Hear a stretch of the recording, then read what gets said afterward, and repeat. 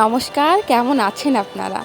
আজ অনেক দিন পরে নৌকা ভ্রমণের একটা স্মৃতি নিয়ে চলে আসলাম আপনাদের মাঝে। চলুন আপনাদের সাথে আরেকবার স্মৃতিচারণ করে আসি আমাদের ছোট্ট নৌকায় ঘোরার অভিজ্ঞতা। প্রায় মাসখানেক আগে আমরা বাড়িতে গিয়েছিলাম, আর এটা ছিল বর্ষার মৌসুম। আর এই বর্ষার মৌসুমে আমাদের বাড়ির পিছনটায় এরকম জল জমে অনেকটা জল হয়। এই তো দেখুন, ওইটা আমাদের বাড়ি। আর এখান থেকে আমরা নৌকায় উঠবো, আর হচ্ছে এদিকটা যাব ঘুরতে নৌকা করে। তো চলুন নৌকায় উঠে পড়া যাক। জানেন তো, নৌকাটা না একটা বোন ঠেলতে ঠেলতে নিয়ে আসছে। কারণ কি না, আমাদের ওই বাড়ির দিকটায় ওইখানটা এখনও জল খুব একটা বেশি পৌঁছে পড়েনি, যার কারণে আমরা যদি সবাই ওইখানে উঠে পড়তাম তাহলে নৌকাটা ঠেলতে খুবই প্রবলেম হতো। জল কম তো, তার জন্য আমরা এই পাশটা এসে দাঁড়িয়েছিলাম। বোন ঠেলে নিয়ে আসছে, তারপর উঠে পড়েছি। এই তো দেখুন, উঠেই একটা তাল পেয়ে গেছে বোন, এবং চোখে দেখছিল ভালো আছে নাকি নষ্ট হয়ে গেছে। আর এইদিকে দেখুন আমাদের এই ভাইজিটা, ও আমাদের দেখে ও নৌকা নিয়ে চলে আসছে, বলছে আমিও যাব তোমাদের সাথে। তো হচ্ছে ওকে বুঝে বললাম যে এখন এখানে প্রচুর বাতাস, তুই যেতে পারবি না। আমরাই নৌকা চালাতে হিমশিম খাচ্ছি, পড়ে যাচ্ছি। এই দেখুন না কি পরিমাণ বাতাস বইছে। আমরা বলার পর ও বিষয়টা বুঝতে পেরে বাড়িতে ফিরে গেল। এবার চলুন কিছু শাপলা নিয়ে নিই। জমিতে আসছি আর শাপলা নিব না, এটা কি হতে পারে?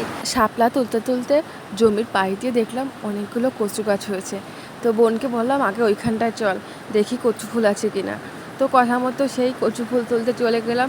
জানেন তো, এই কচুর ফুলটা না আমার খুব প্রিয় একটা খাবার। মা তেঁতুল দিয়ে খুব সুন্দর করে ভাজি করে দেয়, বেশ মজা হয় খেতে।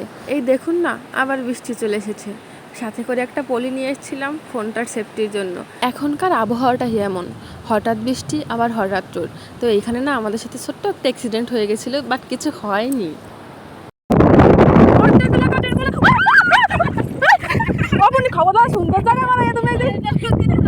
অল্পের জন্য বেঁচে গিয়েছি, আর একটু হলেই না তিনটাতে মিলে চুপনি খেতাম। আমাদের ভাষায় যেটা চুপনি আর কি, ডোবা খেতাম আর কি।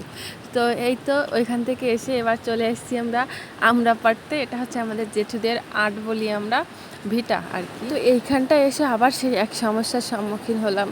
এইখানটা এসে আবার জল কম, নৌকা চলছিলই না। পরে হচ্ছে বোন নেমে আবার সে টেনে নিচ্ছিল। পরে ভাবলাম না, নেমেই যাই, ওরও কষ্ট হচ্ছে, আর আমরা তো স্নানই করবো বাড়ি গিয়ে। তো নেমে আমি হচ্ছে আমরা পারছিলাম, আর বোন টকাচ্ছিল। তো এরপর আমরা ভিটাই নেমে গেলাম, আর পূর্ণিকে বললাম তুই নৌকা বেয়ে এই পাশটায় আয়, এইখান থেকে আমরা উঠে যাব। তো এই তো আমরা যথারীতি চলে যাচ্ছি। আর ভিডিওটা বড় করব না, আপনারা সবাই ভালো থাকবেন, আর ভিডিওটি ভালো লাগলে অবশ্যই লাইক করবেন। টাটা।